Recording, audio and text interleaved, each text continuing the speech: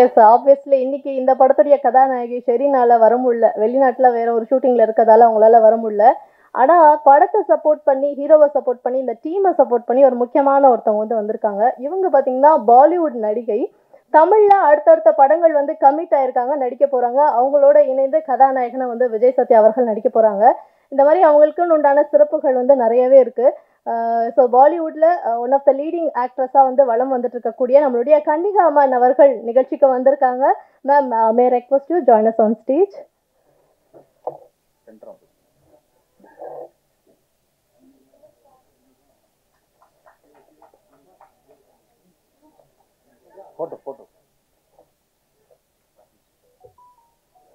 அடுத்ததா பாத்தீங்கன்னா கன்னிகாவும் நம்மளுடைய விஜய் சத்யாவும் இணைந்து ஹெர்குலஸ் அப்படின்ட்டு ஒரு படத்துல வந்து நடிச்சிட்டு இருக்காங்க. எப்பவுமே படத்துடைய டைட்டில வந்து அவ்வளோ ஈஸியா வெளியே சொல்லிட மாட்டாங்க. பரவாயில்ல, எல்லாமே நம்ம படம் தான் அப்படின்ட்டு அதை வந்து தைரியமா அனௌன்ஸ் பண்ணலாம் அப்படின்னு பண்ணியிருக்காங்க. இவங்களுடைய அடுத்தடுத்த தமிழ் படத்துக்கு வந்து நம்மளுடைய வாழ்த்துக்களை தெரிவிச்சுக்கலாம். ஃபைன். அகைன் அந்த டீமை வந்து என்கரேஜ் பண்ணி இந்த நிகழ்ச்சிக்கு வந்திருக்கக்கூடிய தயாரிப்பாளர் இயக்குனர் திரு திருமலை அவர்களை மேடைக்கு வருமாறு அன்புடன் அழைக்கிறோம்.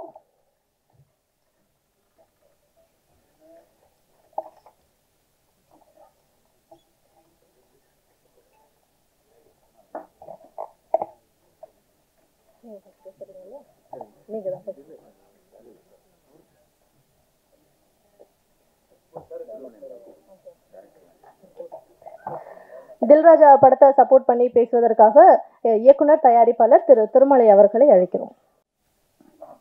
நன்றி. காரணம், இந்த டைட்டிலே வந்து ரொம்ப சினிமாவுக்கு இப்போ ஏற்ற டைட்டிலாக இருக்கு. ஏன்னா தில் ராஜா, இப்போ ஒவ்வொரு தயாரிப்பாளர்களுக்கும் தில்லு வேணும். காரணம், ரிலீஸ் பண்ணுறதுல ஒரு பெரிய தில்லாக இருக்குது. ஒவ்வொரு படங்களும் வெளியே வர்றதுக்கு மாபெரும் போராட்டங்கள் இருக்குது. அந்த போராட்டத்தில் தில்ராஜா வந்து ஒரு அருமையான டைட்டில். அன்பு தம்பி சத்யா வந்து எப்பவுமே தில்லான ஆளை பார்க்கறதுக்கு தான் உங்களுக்கு வந்து பாலிவுட் ஆர்டின்னு சொல்லிங்க சுத்த தமிழ். இந்த படத்தில் வந்து ஒரு மாபெரும் வெற்றி அவருக்கு காத்துக்கிட்டு இருக்கு. அதுக்கு முழுக்க முழுக்க வெங்கடேஷ் சார் தான் சேரும். ரொம்ப கடுமையாக உழைச்சி அந்த படத்தை வந்து வெற்றிகரமாக முடிச்சு கொடுத்துருக்காரு. அவ்வளோ பெரிய வெற்றிகள்லாம் கொடுத்துட்டு வந்த வெங்கடேஷ் சார் வந்து அந்த படத்தை வந்து சத்யாவை ஒரு பெரிய மாற்றத்தை உருவாக்கியிருக்கு. இந்த படம் சாங் பார்க்கும்போதே உங்களுக்கு எல்லாருக்குமே தெரியும். ரொம்ப அழகான ஒரு படமாக இந்த படத்தை சத்யாவுக்கு அமைச்சு கொடுத்துருக்க வெங்கடேஷ் சாருக்கு ஒரு பாராட்டு சொல்லணும். காரணம், ஹீரோங்களால் தான் நிறைய படங்கள் வெளியே வர முடியாமல் நிற்கிறது. இப்படிப்பட்ட ஒரு ஹீரோவெலாம் உருவாக்க முடியாதான் தமிழ் சினிமாவுக்கு ஒரு வரமாக இருக்குதுன்னு நினைக்கிறேன். சாங்கு பார்க்கும்போது விஷுவலாக படம் எடுக்கும்போதே அதை பார்த்தேன், ரொம்ப அழகாக வந்துட்டு இருந்து. ஸோ இதில் பார்க்கும்போது ஷெரீன் வந்து இப்போ நடிச்சிருக்காப்புல ஒரு பொண்ணு போல் இருக்குது. ஏன்னா பழைய ஹீரோயினியாவே தெரியல, இப்போ புது ஒரு ஹீரோயினே எப்படி இருக்குன்னா எல்லாரும் கேட்குறாங்க. எங்கள் ராஜா அண்ணன் பக்கத்தில் யார் ஹீரோயின் கேட்டார். அவ்வளோ அழகு அந்த பொண்ணு அழகாக இந்த படத்தில் நடிச்சிருக்காங்க.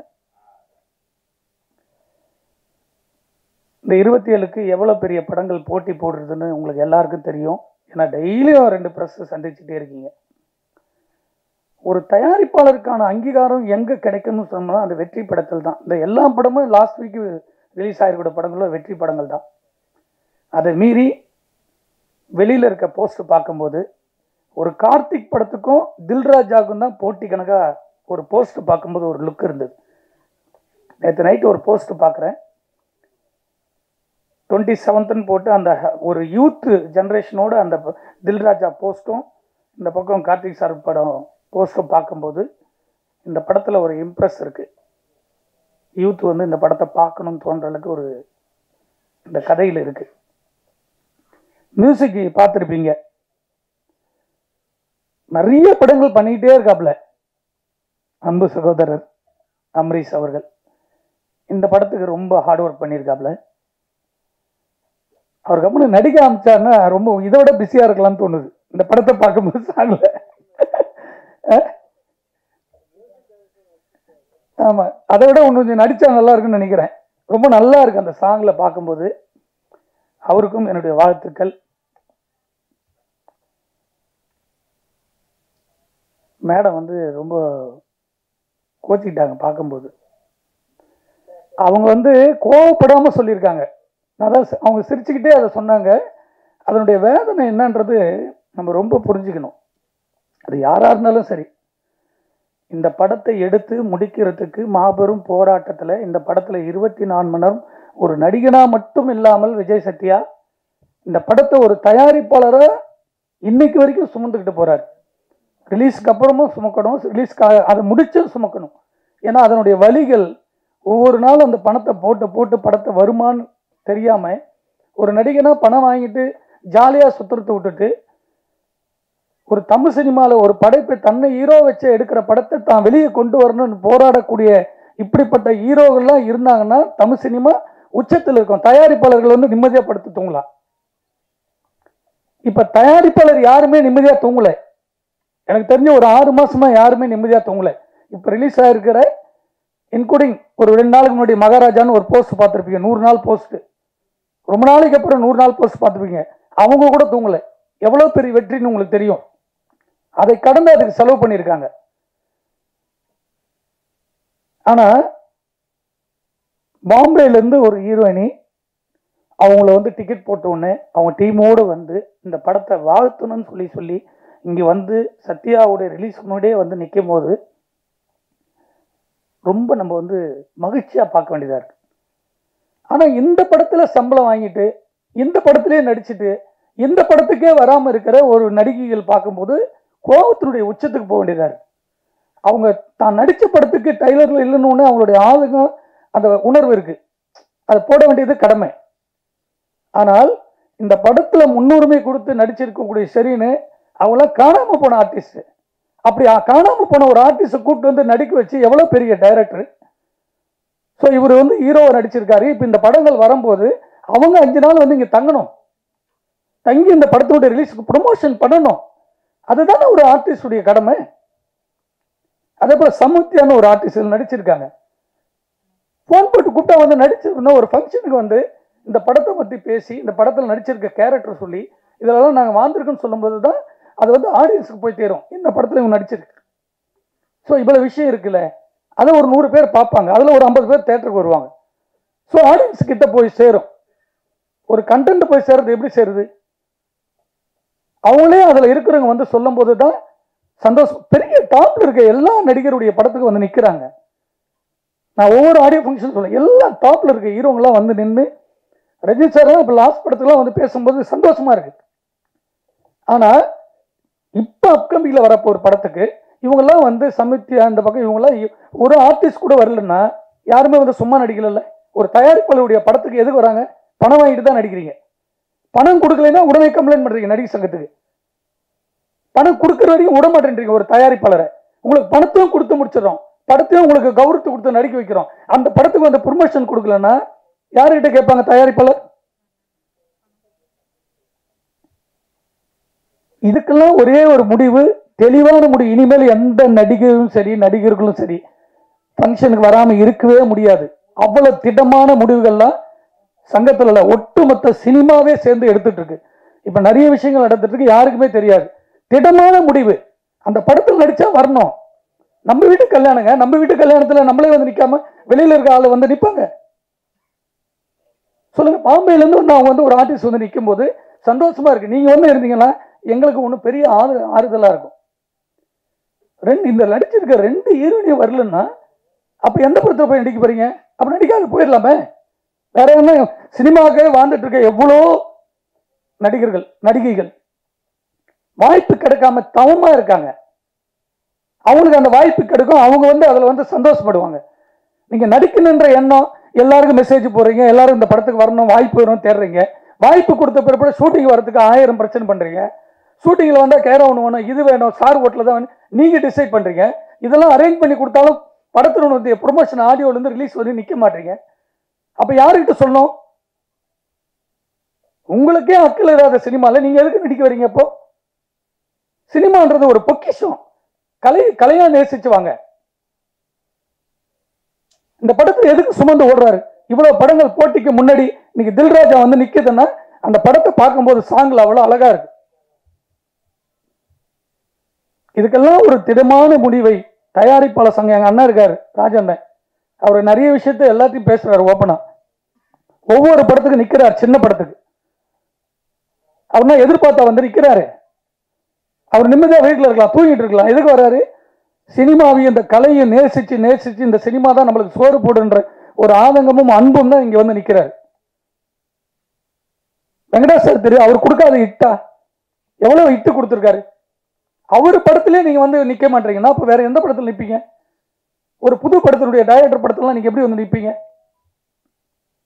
தமிழ் சினிமாவில் மட்டும்தான் தயாரிப்பாளர்கள் வந்து யாரும் கேட்க மாட்டாங்கன்ற ஒரு தைரியத்திலே சுத்துறாங்க.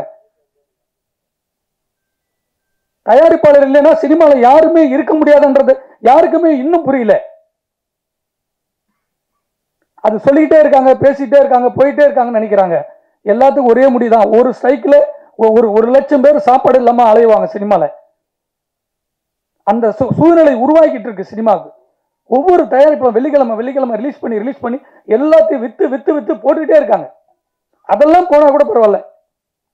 அந்த படம் ரிலீஸ் போது ஒட்டுமொத்த இண்டஸ்ட்ரி அதை நடிச்சிருக்க டெக்னீஷியன்லாம் வந்து நிற்கும் போது ஸ்டேஜில் அந்த படத்துக்கு வந்து ஒரு ஹாப்பியா இருக்கும். நான் விட்டுட்டேன் 2 கோடி 3 கோடி போனா பரவாயில்ல, என்னுடைய படத்துக்கான ஆறுதலாக நாங்கள் நிற்கணும்ல.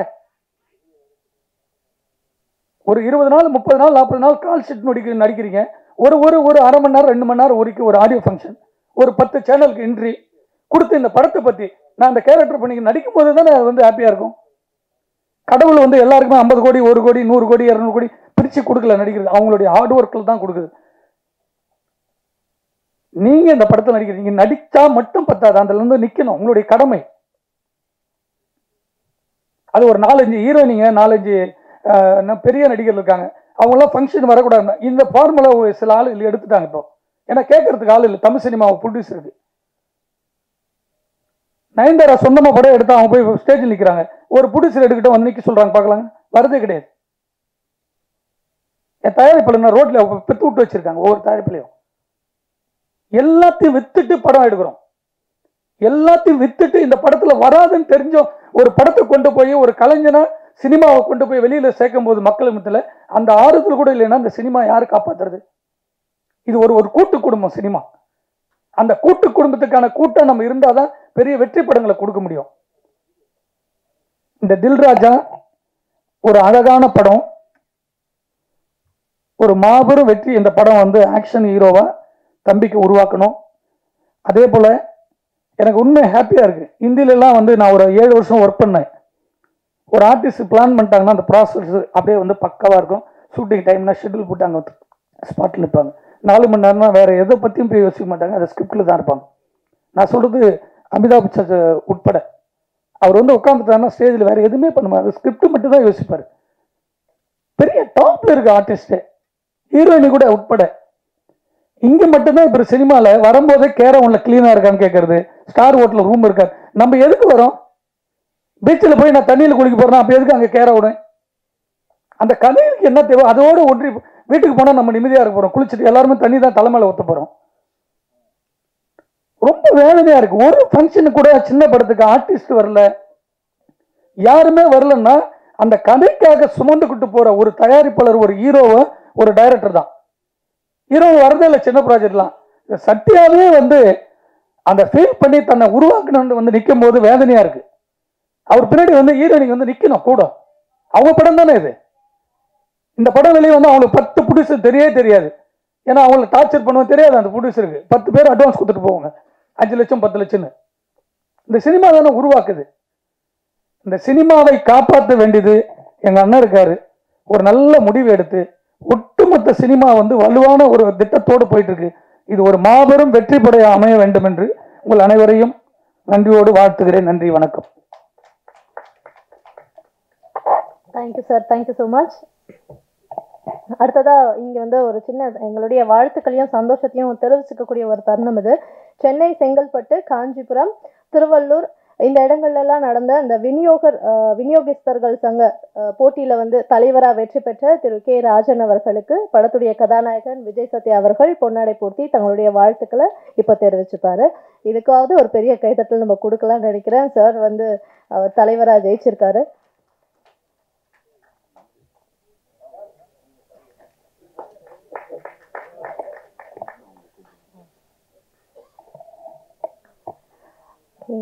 வனிதா விஜயகுமார் அப்படின்னா கான்ட்ரவர்சி அப்படின்ட்டு ஒரு டேர்ம் இருக்கு. ஆனா வனிதா விஜயகுமார் அப்படின்னா எங்களுக்கு முதல்ல ஞாபகம் வருது, அவங்க வந்து ஒரு அழகான பெண், சிறந்த நடிகை, 2 குழந்தைகளுக்கு அம்மா, ஒரு பிஸ்னஸை ரொம்ப அழகா ரன் பண்ணிட்டு இருக்காங்க. இப்போ அவங்க லைஃப்ல அவங்க தாண்டி வர ஒவ்வொரு ரோல்லையுமே வந்து ஒரு கான்ஃபிடென்ட்டா சூப்பரா வந்து வாழ்ந்துட்டு இருக்காங்க. அது போக படத்துலையுமே பெஸ்ட்டா தன்னுடைய ரோலுக்கான ஒரு அவுட்புட்டை வந்து கொடுக்கக்கூடிய ஒரு கதாநாயகி அவங்க.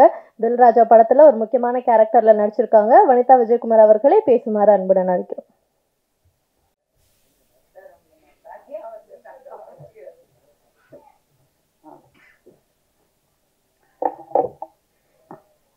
எல்லாருக்கும் வணக்கம். ஆஸ் யூஷுவல் எப்போவுமே உங்களை பார்க்கும்போது ஒரு புத்துணர்வு, ஒரு எனர்ஜி வரும். அந்த எனர்ஜி வந்து இன்னைக்கு ரொம்ப ஸ்ட்ராங்காக இருக்குது. Thank you for that. And first of all I would like to congratulate and wish all the best to Vijay, Satya and A. Venkatesh sir and team Amrish. அவர் தான் நிறைய நடிச்சிருக்காரு படத்தில். நோ, ஆக்சுவலி நான் அம்ரிஷை வந்து எந்த சோஷியல் இவெண்ட்ஸ்லையும் சினிமா இவெண்ட்ஸில் நான் பார்த்ததில்லை. நான் actually I have not seen him. Aunty எனக்கு நல்லா தெரியும். Aunty is very very very sweet. எங்கே பார்த்தாலும் எப்போ பார்த்தாலும் ஆப்வியஸ்லி அப்பா அம்மா காலத்துலேருந்து they've been family friends. So aunty ரொம்ப நல்லா பேசுவாங்க. But I've never seen him. நான் இன்னைக்கு பார்த்துட்டு தான் ஐ மீன் லைக் எனக்கே நான் கேட்டேன், இப்போ தான் கேட்டேன், ஏன் நீ வந்து எந்த ஃபங்க்ஷனுக்கும் you are not coming and என்ன தெரியல. That was cute. Anyway lovely music and I think all the songs are very big hits. So congratulations to that. இந்த படம் பொறுத்த வரைக்கும் சாரோட, நான் ஏ வெங்கடேஷ் சாரோட நிறைய பேருக்கு தெரியாத விஷயம், நான் ஃபஸ்ட்டு ஒரு கம்பேக் பண்ணணும், நடிக்க வரணும்னு சொல்லிட்டு இப்போ நான் ரீசெண்டாக பிக் பாஸ்க்கு வந்து அதுக்கப்புறம் வர்றது மட்டும்தான் எல்லாருக்கும் தெரியும். ஆனால் ஆக்சுவலி ஒரு 10 வருஷத்துக்கு முன்னாடி நான் ஃபஸ்ட்டு வந்து என்னோட பாப்பா ஜெயனிதா பிறந்ததுக்கு அப்புறம் எங்கள் அப்பாவோட சண்டை எல்லாம் நடந்தது. அப்போ தான் நான் ஃபேமஸான மீடியாவில் திரும்பி அந்த டைமில் வந்து நான் பயங்கரமாக இழைச்சேன். And I wanted to come back in films. I thought why not அப்படின்னு சொல்லிட்டு ஒரு ஐடியா இருந்தது. அப்போ வந்து ஏ வெங்கடேஷ் சார் தான் ஆக்சுவலி ஃபஸ்ட்டு வாய்ப்பு எனக்கு கொடுத்தாரு. சும்மா நச்சுன்னு இருக்கு, பிரிட்டோ சாரோட தயாரிப்பில் வந்து சும்மா நச்சுன்னு இருக்குன்ற படம், நகுலோட அந்த ஒரு படம் நான் பண்ணிட்டு again I just I took a back seat. I think that was அந்த நேரம் என்னோட டைம் இல்லை. I didn't want to continue. But சாரோட நான் ஃபஸ்ட் டைம் ஒர்க் பண்ணேன். Seriously I'm telling you, I has been like, நான் சொல்கிறது வந்து 2010-11 நினைக்கிறேன். அந்த டைம்லேருந்து சார் வந்து நான் வந்து டைரக்டர் பி வாசு கிட்ட வந்து அசிஸ்டண்ட்டாக ஒர்க் பண்ண ஒரு ஆள். ஸோ ஒரு 10 படம் நான் வந்து ஒர்க் பண்ணியிருக்கேன் அவரோட. ஸோ அவரோட ஸ்பீடு, அவரோட அந்த தாட் ப்ராசஸ், அவரோட அந்த போல்டான ஒரு டெசிஷன்ஸ், அவரோட பெர்ஃபார்மன்ஸு, நான்லாம் வந்து ஒரு ரசிகையாக பார்த்துருக்கேன் டைரக்டரை. என்னோட குரு, அவரை பார்த்து நான் வளர்ந்துருக்கேன், ஒரு ஆர்டிஸ்டாக வளர்ந்துருக்கேன். இன்றைக்கி எனக்கு பெர்ஃபார்ம் பண்ண முடியுது அப்படின்னா ஐ திங்க் டெஃபினெட்லி ஒரு டைரக்டர் லைக் பி வாசு கிட்ட ஒர்க் பண்ணது மட்டும்தான். நான் 4 படம் பண்ணேன். அந்த படத்தோட நான் அவ்வளோதான், I got married and settle down. But அந்த 4 படத்தை விட நான் ஒரு அசிஸ்டன்ட் டைரக்டராக ஒர்க் பண்ணது தான் இன்றைக்கும் எனக்கு சினிமாவுக்கு, ப்ரொடக்ஷனுக்கு, எல்லாத்துக்குமே ஹெல்ப் ஆகுது. அந்த விதத்தில் அந்த வரிசையில் பார்க்கும்போது கேஎஸ் ரவிக்குமார் சார், யூனோ தேர் சில டைரக்டர்ஸ் வந்து ஒரு ஹீரோவை விட ஒரு ஜாஸ்தி ஒரு பர்சோனா, ஒரு அவங்கக்குள்ள ஒரு தேஜஸ், அவங்கக்குள்ள ஒரு ஸ்பீடு, ஒரு நம்ம ரசிப்போம், ஒரு ஆர்டிஸ்டாக ரசிப்போம் இந்த டைரக்டரை. அந்த மாதிரி நான் ஒர்க் பண்ணதில் வந்து A Venkatesh sir is one of the ace directors. ரொம்ப அடக்கமான ஒரு you know down to earth person. யாருமே வந்து அவர் பந்தாவே பண்ணிக்க மாட்டார். அவர் அவ்வளோ ஸ்வீட். த்ரூ த இயர்ஸ் நான் இப்போ ஒரு 4 படம் ஒர்க் பண்ணிட்டேன் அவரோட. அண்ட் அவர் இந்த படத்துக்கு கூப்பிட்டப்போ ஒரு 2 days ஆக்சுவலி என்ன ஆச்சுன்னா, இங்கே இருக்க தேன்மொழி என்னோட ஆட்ரஸ், அவங்க மூலியமாக தான் இந்த மாதிரி ஒரு படம் எடுக்கிறாங்க. சார் வந்து என்னை கேட்டார், ஒரு 2-3 days தான் ஒர்க்கு, பட் ஒரு நல்ல ரோலு அப்படின்னு சொன்னாங்க. அப்புறம் எனக்கு காலே வரல. சம்திங் ஹேப்பன், யாரோ நடுவில் வந்து விளையாடிட்டாங்க ஆஸ் யூஷுவல். எனக்கு கால் வரல. எனக்கு வந்து சார் படம்னோன்னா நான் யாருக்கும் அந்த மாதிரி கால் பண்ண மாட்டேன். சார் படம்னோன்னா நான் வந்துட்டு நம்பர் வாங்கி ஸ்பெசிஃபிக்காக சாருக்கு கால் பண்ணேன்.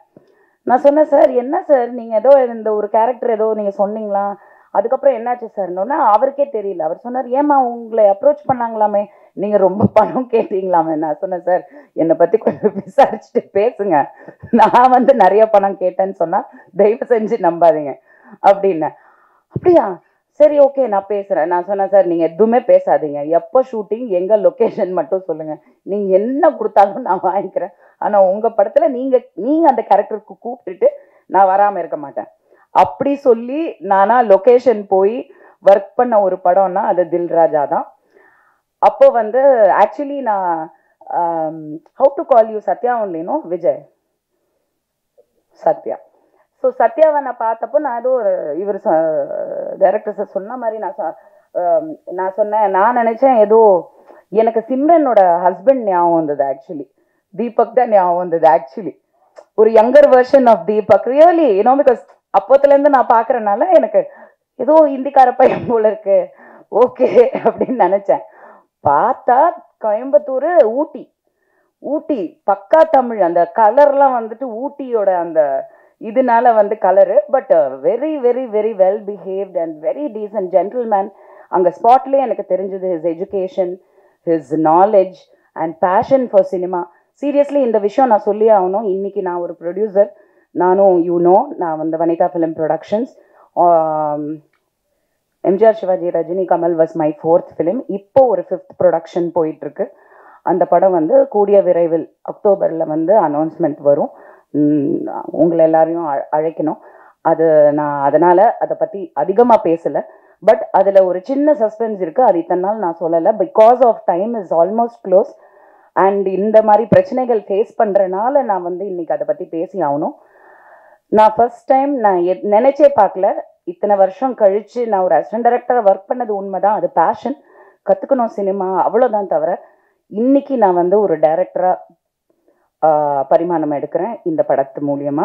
Production number 5. இந்த படத்தில் வந்து நான் ஃபேஸ் பண்ணது ஒரு டைரக்டராக, ஜோவிகா தான் producer.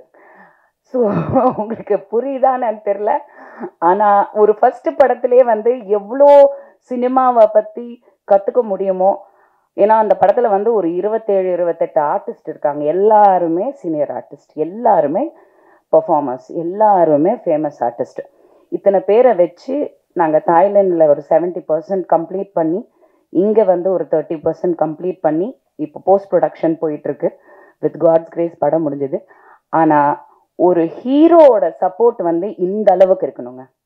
Seriously I have to tell you. ஏன்னா நான் பார்த்தப்போ வெறும் ஹீரோவாக தான் பார்த்தேன். ஆனால் இந்த படத்தில் இன்னைக்கு ப்ரொடியூசரை தாண்டி வந்து நின்று ஒரு படத்தை வந்து நம்ம கொண்டு வரணும், இவ்வளோ எஃபர்ட் போட்டாச்சு, அதை கொண்டு வரணும், ரிலீஸ்க்கு கொண்டு வரணும், அதுக்கான என்னெல்லாம் பண்ண முடியும், யார்கிட்டெல்லாம் பேச முடியும், என்ன எஃபர்ட் எடுக்க முடியும், அந்த சின்சியரிட்டி அந்த ஜென்யூனிட்டியே வந்து லைஃப்பில் வந்து நம்மளை வந்து எப்படினாலும் ஜெயிக்க வச்சிரும். அது ரொம்ப முக்கியம் சினிமாவில். அது இல்லாதனால தான் சினிமா அழிஞ்சிட்ருக்கு. பட் என்னன்னா இது எப்போவுமே நீடிக்கணும். சத்யா கரெக்டா? இவங்க பாம்பேலேருந்து வந்திருக்காங்க. She is Kannika. Hi, thank you for coming from Bombay like a south Indian girl. But remember one thing I am telling you today, be like this for ever. நாளைக்கு உனக்கு மேபி பல கோடி ரூபாய் சம்பளம் கிடைச்சி பெரிய ஹீரோயின் ஆகலாம். ஆனால் நீங்கள் இப்போ what ever you are, remain the same. ஏன்னா எல்லாம் ஆரம்பத்தில் நல்லா தான் இருக்காங்க, அதுக்கப்புறம் வந்து கோடி, 10 கோடி, 7 கோடி, 6 கோடி அந்த படத்தில் வர்ற மாதிரி டைலாக் தான். ஸோ அந்த விதத்தில் வந்து I wish Sathya all the best. I think he is performed very well and he looks like நிஜமாக வந்து ஒரு பெரிய கமர்ஷியல் ஹீரோக்கான ஒரு லுக் கண்டிப்பாக இருக்குது. தமிழ் பையங்க சப்போர்ட் பண்ணுங்க, ஹிந்திக்கார பையன் கிடையாது. ஹிந்தி தெரியாது போடாது அந்த மாதிரி. And I thank A Venkatesh sir and Amrish and K Rajan sir. நான் சொன்ன மாதிரி இந்த படத்துல ஹீரோயின் வரல, லேடி ஆர்டிஸ்ட் வரலன்னா ஃபர்ஸ்ட் இவர் வந்துருவார் சார். சப்ஸ்டிடியூட் நீங்க தான் சார், வேற என்ன சார், யாரு சார் அட்ராக்ட் பண்றது ஆடியன்ஸையும் ப்ரெஸ்ஸையும்? ஃபர்ஸ்ட் நீங்க, நெக்ஸ்ட் நான் ஒரு கொசுறு மாதிரி உங்க கூட வருவேன், நடிச்சனோ இல்லையோ நான் அங்க இருப்பேன். ஸோ அந்த விதத்தில் நான் எப்போவுமே சொல்லுவேன் ஆடியோ ரிலீஸ் மேட்ஸ் நாங்கள் எல்லாமே எப்போவுமே ஆடியோ ரிலீஸில் மட்டும்தான் சந்திப்போம். இது ஒரு க்யூட்டான ஒரு ஸ்டோரியாக இருக்குது. ஆக்சுவலி ஒரு நல்ல line. Anyway I wish all the best. September 27 PVR Inox Pictures. It was actually something very intriguing. ஏன்னா PVRங்கிறது it is a very big brand, Inox. In fact, I think most of the theaters today is PVR Inox. எல்லாத்துலேயுமே அவங்க வந்து they have taken over. So அவ்வளோ பெரிய brand வந்து இந்த படத்தை release பண்ணதுன்னா நான் படம் பார்க்கல, பட் டப்பிங் பண்ணேன். So I seen the gist of the film and நாங்கள் ஒர்க் பண்ணும் போது கிளைமேக்ஸ்லாம் நடந்தது. ஸோ அப்படி இருக்கும்போது இவ்வளோ பெரிய பிராண்ட் வந்து ஒரு படத்தை ரிலீஸ்க்கு கொண்டு வராங்க அவங்க தியேட்டர்ஸ்லனா கண்டிப்பாக அதில் வந்து there is definitely stuff in it. 100% தியேட்டர்ஸில் போய் பாப்கார்ன் வாங்கிட்டு படம் பார்ப்போம். And I wish the team all the best. Thank you.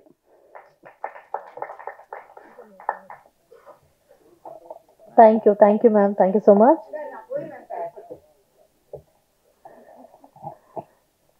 அடுத்ததாக ஒரு முக்கியமானவங்க தான் வந்து பேசியிருக்காங்க. என்னன்னா தன்னுடைய படத்துடைய ஆடியோ லான்ச் நடக்கும்போதே அந்த கதாநாயகியே வந்து வராமல் இருக்கிறப்போ தன் கூட நடித்த ஹீரோவுடைய, அதாவது அடுத்த படத்துக்கு கூட நடிக்கிற அந்த ஹீரோவுடைய ஆடியோ லான்ச்சுக்கு சப்போர்ட் பண்ண வந்திருக்கேன் அப்படின்னு சொல்லிட்டு பாலிவுட்லேருந்து வந்திருக்கக்கூடிய ஒரு கதாநாயகியாக தான் வந்து கன்னிகா இருக்காங்க. அடுத்தடுத்து தமிழ் படங்கள் பண்ணுறாங்க. இப்போவே அவங்களுக்கு அந்த ஒரு பொறுப்பு வந்துருச்சு அப்படின்னு நினைக்கும் பொழுது சந்தோஷமாக தான் இருக்குது. நிச்சயமாக நீங்கள் பாலிவுட்லேருந்து வந்தாலும் தமிழ் பெண்ணை அவங்கள வந்து நம்ம ஏற்றுப்போம், தமிழ் கதாநாயகி அவங்கள நம்ம எல்லாருமே ஏற்றுப்போம் அப்படின்னு நான் நம்புகிறேன். ஆல்சோ அவங்க வந்து ரொம்ப அழகாக ப்ரிட்டியாக ஒரு நல்ல தமிழ் பொண்ணு லுக்கில் தான் இருக்காங்க. Actually, we are very happy to have you here, ma'am. Can you please share a few words about this movie and about Satya? Of you all. I was actually thinking, what will I say? Okay, so first of all, namaskar.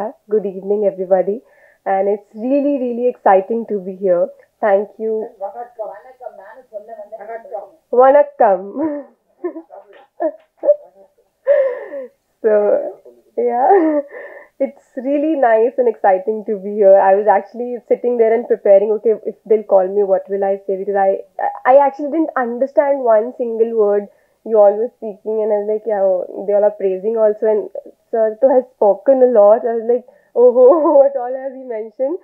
Okay, so we are here to give a major shout out to Dil Raja, Mr. Vijay Satya, Mr. A. Venkatesh, the entire team. And I can already see that the movie has great potential because the people in it are amazing, superbly talented. The songs we have seen are already trending. So let's give it a shout out. And this night is about this only. And yeah, all the best. Thank you so much for having me.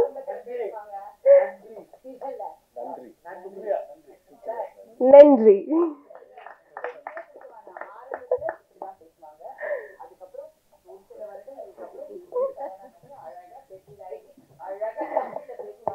Thank you கனிகாமன், thank you so much. இல்லை, அடுத்து அவங்க தமிழ் படம் பண்ணிட்டு இருக்காங்க.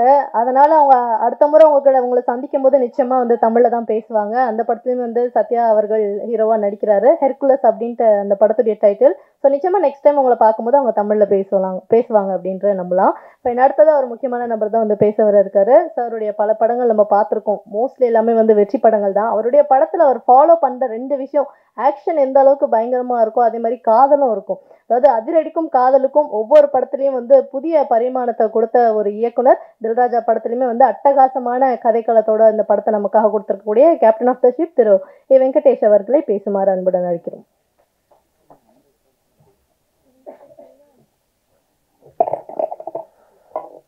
வந்திருக்கும் அனைத்து பத்திரிகை அன்பர்களுக்கும் மற்றும் ஊடக நண்பர்களுக்கும் என்னுடைய பணிவான மாலை வணக்கம். First of all I give thank to Kannika. ஏன்னா இந்த படத்துடைய எல்லாருமே சொல்லிட்டாங்க, ஹீரோயினை நடிச்சிட்டு இருக்க செரீன், அப்புறம் சம்யுக்தா, அது ஒரு செகண்ட் ஹீரோயின் மாதிரி படத்தில் ஒரு முக்கியமான லீட் ரோல். அவங்க 2 பேரும் வரலை. பல முறை ஃபோனில் சத்யா வந்து போராடினார், என்கிட்ட சொன்னார், நானும் பேசி பார்த்தேன். அங்கே படப்பிடிப்பு இங்கே படப்பிடிப்புன்னாங்க. புரிஞ்சுக்குவோம் நம்மளாம். இப்போ சினிமாவில் வந்து உங்கள் எல்லாத்துக்குமே தெரியும், ஒரு விஷயத்தை எப்படி அழகாக நாசுக்காக அவாய்ட் பண்ணுவாங்க, என்னென்ன ரீசன் சொல்லுவாங்கன்னு தெரியும். அது இந்த படத்துலையும் அஃப்கோர்ஸ் நடந்துச்சு.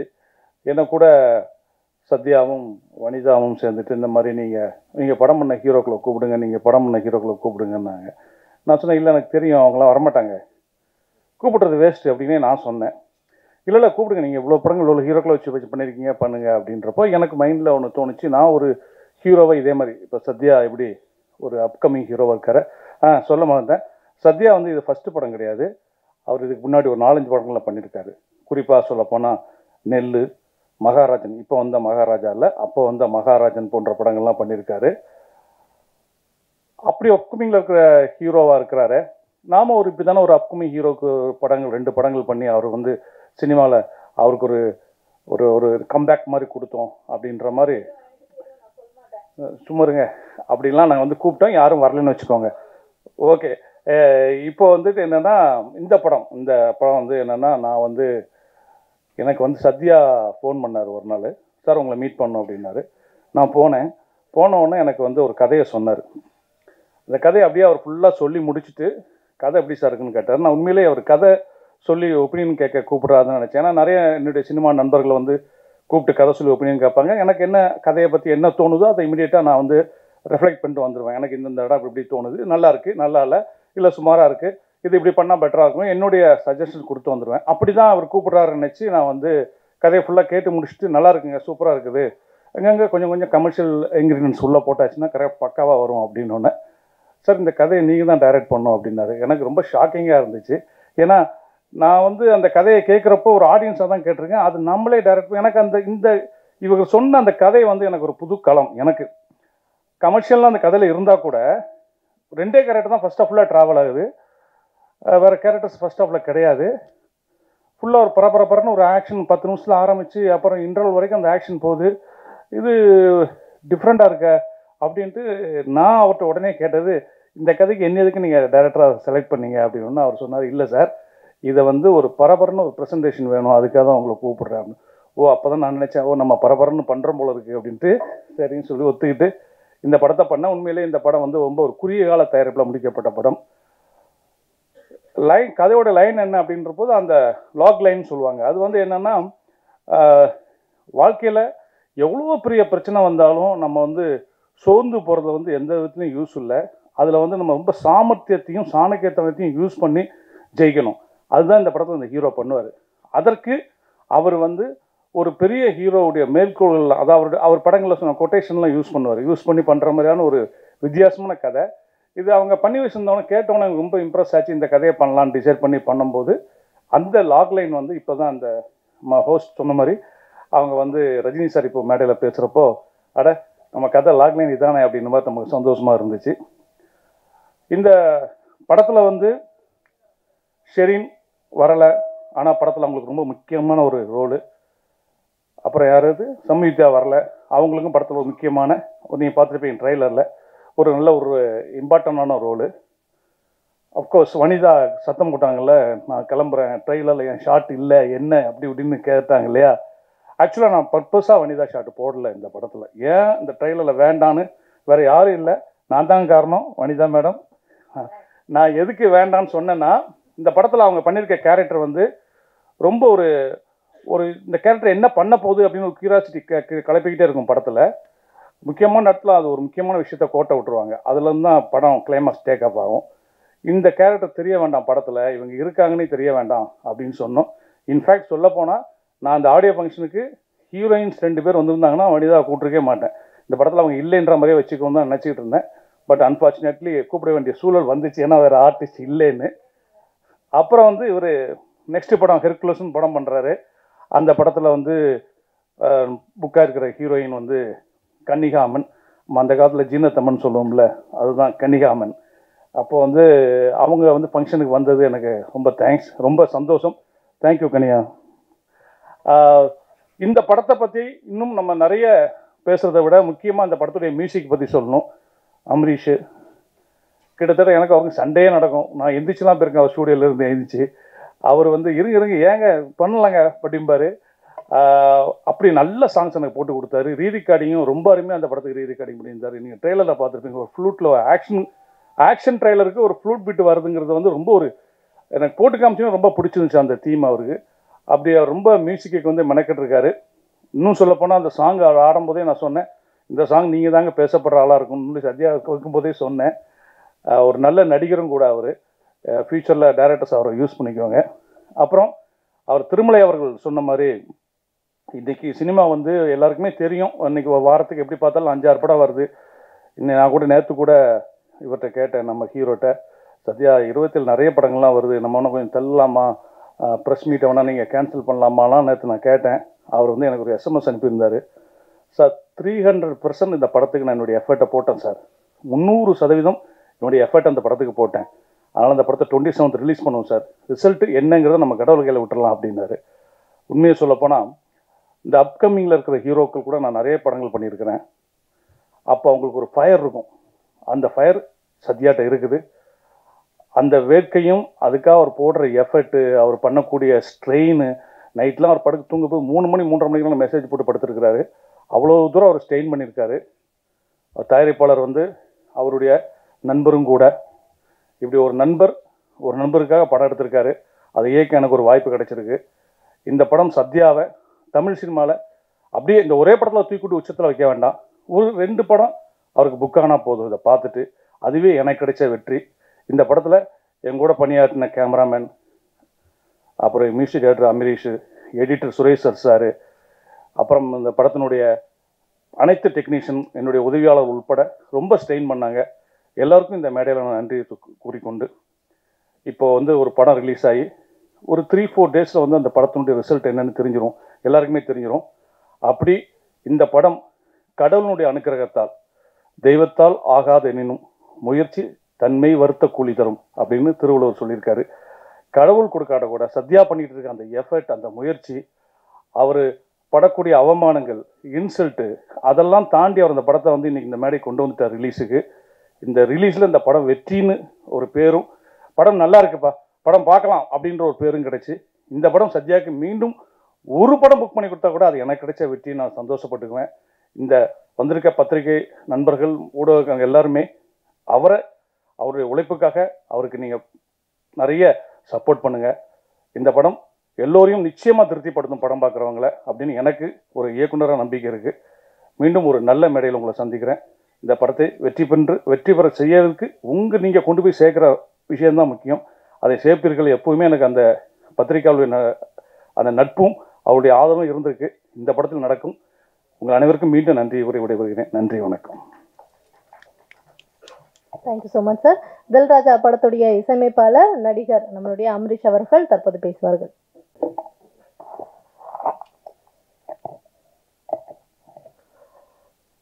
எல்லோருக்கும் வணக்கம்.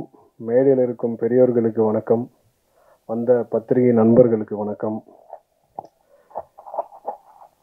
ரொம்ப ரொம்ப ரொம்ப சந்தோஷமாக இருக்குது. ஃபஸ்ட்டு உங்கள் எல்லாரையும் இப்படி பார்க்கும் போது, தனித்தனியாக இல்லை, எல்லாரையும் ஒன்றா சேர்த்து இப்படி பார்க்கும் போது அது ஒரு பெரிய சந்தோஷத்தை தருது. Okay, anyway, good evening to one and all. Dilraja இந்த படத்துக்கு வந்து மியூசிக் டைரக்டராக மட்டும் இல்லாமல் இன்னும் ஒரு அடிஷ்னல் ஒரு விஷயத்த இங்கே சொல்கிறாங்க. இதுக்கு மேலே அதுக்கப்புறம் நடிப்பனா என்னன்னு தெரியாது. இந்த ஒரு பாட்டு ஏன் பண்ண அப்படின்ற ஒரு ரீசன் என்னன்னு நான் அதோட ஸ்டார்ட் பண்ணிக்கிறேன். படம்லாம் முடிஞ்சிடுச்சு, ஒரு இன்ட்ரோ சாங் இருந்தால் நல்லாயிருக்கும் அப்படின்னு சொல்லி எதிர்பார்த்தாங்க. சரி, ரைட்டு, நல்லா என்ன மாதிரி வேணும் அப்படின்னும் போது ஒரு நல்ல ஒரு ஆக்ஷன், ஒரு மாஸ் சாங் வேணும். அப்புறம் நானும் டைரக்டர் சார், ஹீரோ எல்லோரும் கலந்து பேசி இது எப்படி பண்ணலாம் அப்படின்னும் போது ஒரு கொஞ்சம் ஹியூமர் இருக்குன்னு தான் நல்லாயிருக்கும். ஹியூமர்னால் யார் சார், நம்ம அந்த படத்தில் அந்த விஜய் டிவி அவங்கெல்லாம் வச்சு பண்ணுறீங்களா அப்படிதான், அப்படியே கொஞ்சம் கொஞ்சம் நவுத்தி போவாங்கள்ல, அப்படியே நெருக்கும் போது சரி ஓகே, ஏதோ ஒரு நல்ல கண்டென்ட்டாக எடுத்து பண்ணால் நல்லாயிருக்கும். வந்து ஜஸ்ட் ஒரு சாங்காக இல்லாமல் இருக்குதுலாம் இல்லையா அப்படின்னு நினைக்கும் போது ஒரு காமெடி எலிமெண்ட் என்ன பண்ணலாம் அப்படின்னு சொல்லி யோசிச்சுட்டு இருக்கும் போது ஒன்று கிடைச்சிது. சரி சார், இப்போ இது யார் சார் பண்ண போகிறா அப்படின்னு பண்ணலாம். ஹியூமராக காமெடியாக யாராவது கிடைச்சா பார்ப்போம். லாஸ்ட்டாக எண்டில் ஒரு சாமியார் கெட்டப்புக்கு ஒருத்தன் தேவைப்பட்டான்.